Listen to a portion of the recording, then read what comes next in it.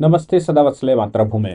हम लोग चर्चा करने जा रहे हैं इंडो पाक के बीच में जो कन्फ्लिक्ट शुरू हुआ पाकिस्तान के सहयोग देने वाले देशों के विषय में और भारत के बड़े एक्शन से उन देशों में क्या बीत रही होगी, ये तो भविष्य बताएगा। हम जानते हैं कि तुर्किया, जिसको टर्की कहते हैं, तुर्किया पाकिस्तान के खुले पक्ष में है। तुर्की के ही ड्रोनों का इस्तेमाल भारत में हुआ था, तुर्की की ही मिसाइलों का इस्तेमाल भारत में हुआ था। तुर्की का एक वॉरशिप पाकिस्तान के अरब सागर में खड़ा हुआ था और इधर अज़रबैजान उनको खोलकर सपोर्ट कर रहा था। अज़रबैजान का सपोर्ट पाकिस्तान को समझ में इसलिए हमको आता है क्योंकि आर्मेनिया की सिक्योरिटी हमारे पास है, यानी कि आर्मेनिया को हम डिफेंस सप्लाई करते हैं और आर्मेनिया और अज़रबैजान दोनों एक दूसरे के आमने सामने खड़े हुए हैं जब से वो अलग हुए हैं यूएसएसआर से। लेकिन अज़रबैजान की बात समझे, और अज़रबैजान की कोई स्थिति नहीं है कि वो भारत का विरोध कर सके। लेकिन तुर्की तुर्की तुर्की की खास बात यह है कि वो यूरोपियन यूनियन का सदस्य है। टर्की की खास बात यह है कि वो नाटो का सदस्य है। टर्की की खास बात यह है कि मुस्लिम देशों में सबसे आधुनिक स्थान अगर कोई माना जाता है, क्योंकि वो यूरोप से लगा हुआ है, गेटवे ऑफ यूरोप भी कहा जाता है, इसलिए टर्की महत्वपूर्ण भूमिका में रहता है। अब टर्की का इतिहास ये है कि टर्किश एम्पायर कभी हुआ करती थी, उधर कुर्दिश एम्पायर कभी हुआ करती थी, कभी पूरे अरब जगत पर टर्की का बहुत बड़ा शासन था। लेकिन अंग्रेज़ों ने जब पूरे इस एम्पायर को ख़त्म किया और उस पर कब्जा कर लिया, तब ये एम्पायरें ख़त्म हो गईं। लेकिन जब वर्ल्ड वार टू के बाद यूएनओ बना और यूएनओ ने यह तय किया कि पूरे विश्व से उपनिवेशवाद खत्म होना है, तो फिर भारत के साथ साथ वो हिस्सा भी आज़ाद हुआ। लेकिन भारत के भी 10 टुकड़े हो चुके थे और उधर 50 देशों के रूप में, लगभग 50 देशों के रूप में खड़ी आ चुकी थी। यानी कि टर्की या कुर्दिश या इनका किसी का अंपायर अब रहा नहीं था। अंग्रेज जब वहां से गया है तो वो उन देशों को तोड़कर छोटे छोटे टुकड़ों में रख गया।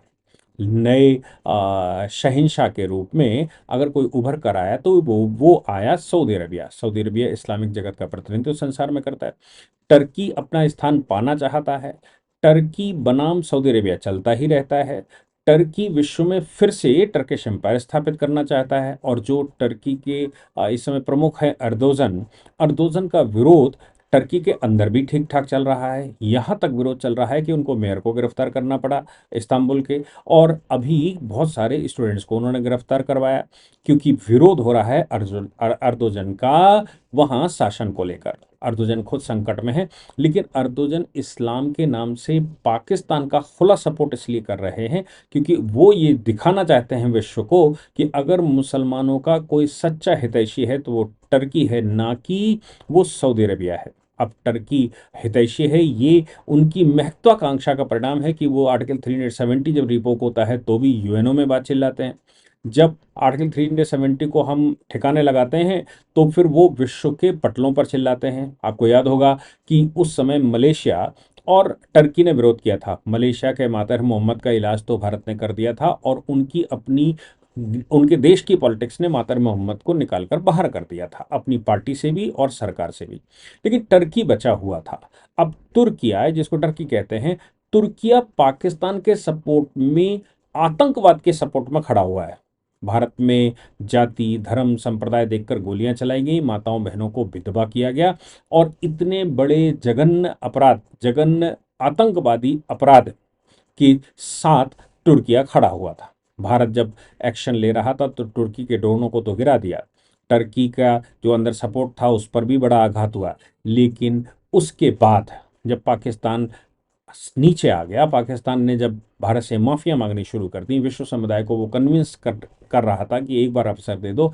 भारत ने जब अवसर दे दिया तो ऐसी परिस्थिति में अब बचता है क्या, टर्की, क्योंकि विश्व का कोई भी कंट्री उनका सपोर्ट नहीं कर रहा था। हालांकि आईएमएफ ने उसको फंड दे दिया है। उसको भी राजनाथ जी ने आज कहा है कि any funding to Pakistan means any funding to the terrorism, यानी कि आईएमएफ की फंडिंग भी अगर पाकिस्तान को होती है तो टेररिज्म को फंडिंग मानी जानी चाहिए। इसलिए उन्होंने आह्वान किया कि उसको फिर रिकंसिडर करें। ये भारत के रक्षा मंत्री ने आज खुले मंच पर कहा। अब बात आती है टर्की की।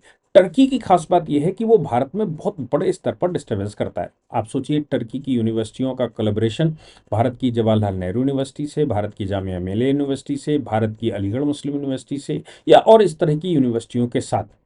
टर्की का इस प्रकार का कोलैबोरेशन का मतलब होता है कि टर्की भारत में अपनी जड़ें जमाकर इस्लाम के नाम से जो वो पाकिस्तान के साथ खड़ा है, भारत और पाकिस्तान को डिस्टर्ब करना चाहता है। खासतौर से भारत के इंटरनल डिस्टर्बेंस चाहता है। टर्की को चूंकि हम अपना मित्र मानते थे, टर्की हमारे मित्रता की सूची में आता था, इसलिए टर्की की कंपनियों को भी भारत में स्थान मिला। यहाँ तक कि जिस जिस कंपनी की हम लोग अभी आज चर्चा करने जा रहे हैं, वो कंपनी सैलब एविएशन को भारत के 9 बड़े पोर्टों का उसके पास ग्राउंड क्लियरेंस था, ग्राउंड ग्राउंड ग्राउंड पर उसका काम था।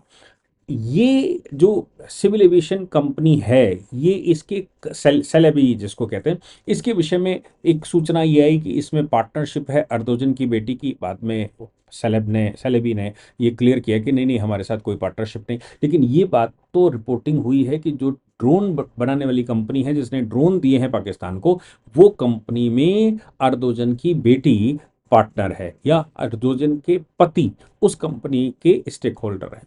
तो सीधी सी बात हो गई कि पाकिस्तान को ड्रोन बेचे जा रहे थे। सवाल यहां पर यह आता है कि celeb airport services India limited जो भारत में काम कर रही थी और भारत में बड़े स्तर पर कई एक पोर्टों पर काम कर रही थी, वो ग्राउंड हैंडलिंग कंपनी है।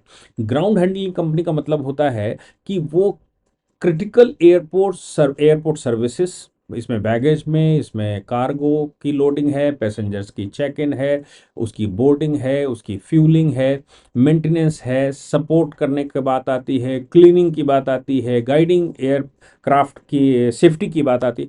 इन विषयों पर वो काम करती थी। इसको हम कहते हैं ग्राउंड हैंडलिंग कंपनी। यानी कि ये कंपनी भारत में कई एक मोस्ट मेजर कंपनियां, इसके साथ साथ और मेजर कंपनियां जो भारत में काम कर रही थी।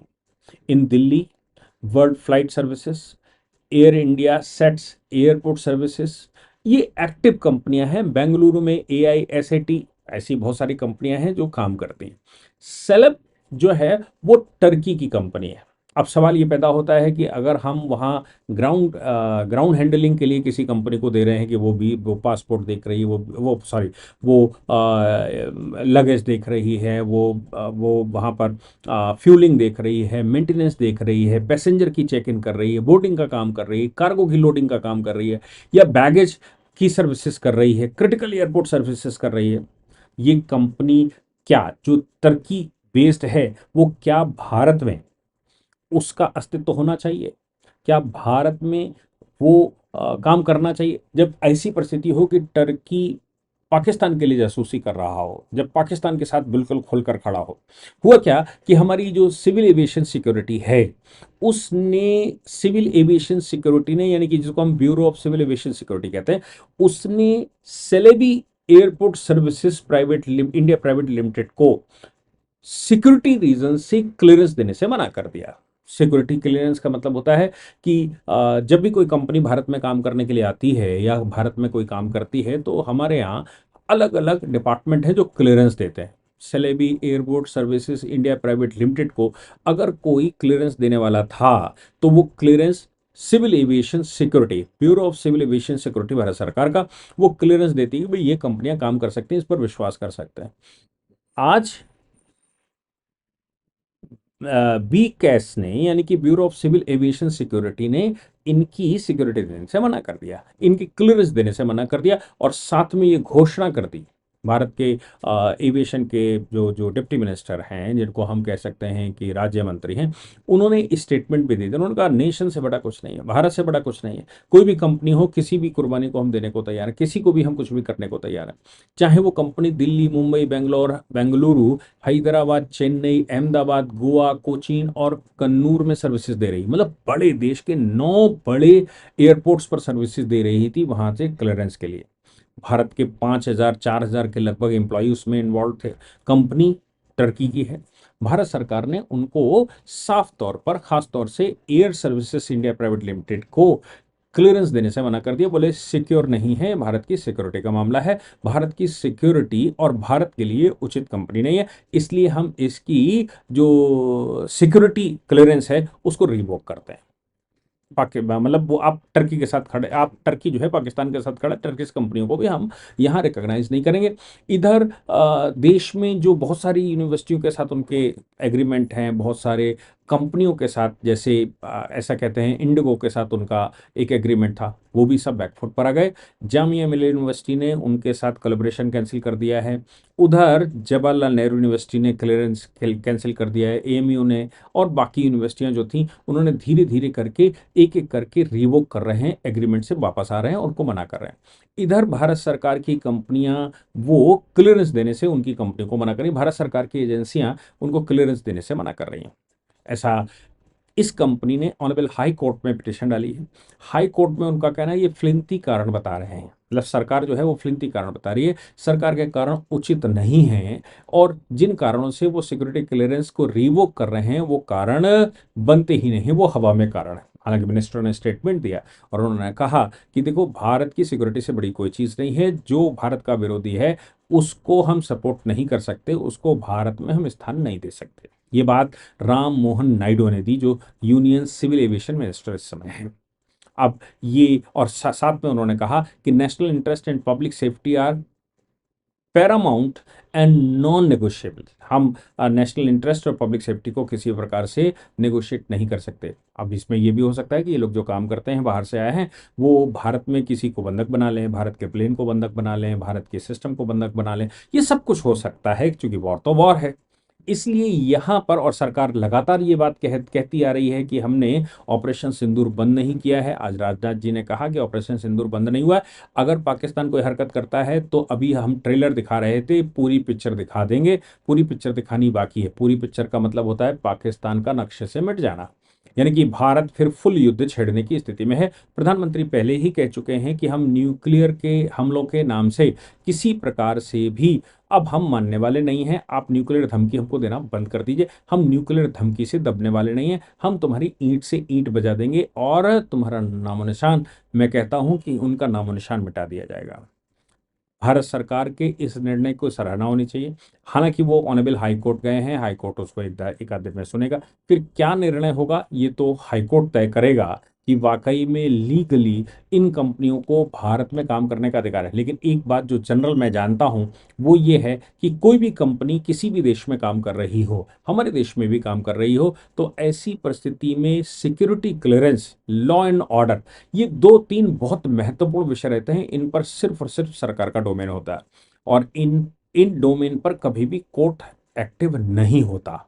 ये सिक्योरिटी का मामला है, एयरपोर्ट सिक्योरिटी का मामला है, या हमारे नागरिकों की सिक्योरिटी का मामला है, हमारे विदेश विभाग की सिक्योरिटी का मामला है, और हमारे यहाँ से इंपोर्ट एक्सपोर्ट जो होता है उसकी सिक्योरिटी का मामला है। इसलिए ये नेशनल इंटरेस्ट और नेशनल सिक्योरिटी का मामला है। ऐसे मामलों में कोर्ट जनरली बीच में नहीं पड़ता, हालांकि नोटिस जारी करता है, उनसे जवाब भी मांगता है, और जैसे ही सरकार कहेगी कि साहब हमारी ये नेशनल इंटरेस्ट और नेशनल सिक्योरिटी का मामला है, वैसे ही कोर्ट कहता है if it's an matter of the national security then we can not intervene in the matter, so matter is dismiss, ऐसा जनरली ऑर्डर करता है। लेकिन यह बता रहा है कि भारत सरकार संसार में जो पाकिस्तान का साथ देगा, जो कोई भी पाकिस्तान के टेररिज्म को सपोर्ट कर सकता है, हम उसका विरोध करेंगे, हम उसको सीधा जवाब देंगे, और हम उस देश की कंपनियां जितना हम उनका बिगाड़ सकते हैं, उस देश का जो भी स्थिति, जियोपॉलिटिकल स्थिति जितनी हम बिगाड़ सकते हैं, हम पूरी बिगाड़ेंगे। अगर आप उधर खुलकर खड़े हैं तो भारत जैसे देश से आपको निपटना पड़ेगा, उसके बाद ही पाकिस्तान के साथ जा सकते हैं। मैं समझता हूं कि ऑनरेबल हाई कोर्ट इस विषय पर सही से नेशनल इंटरेस्ट में आगे कदम बढ़ाएगा। जय हिंद, जय भारत, वंदे मातरम।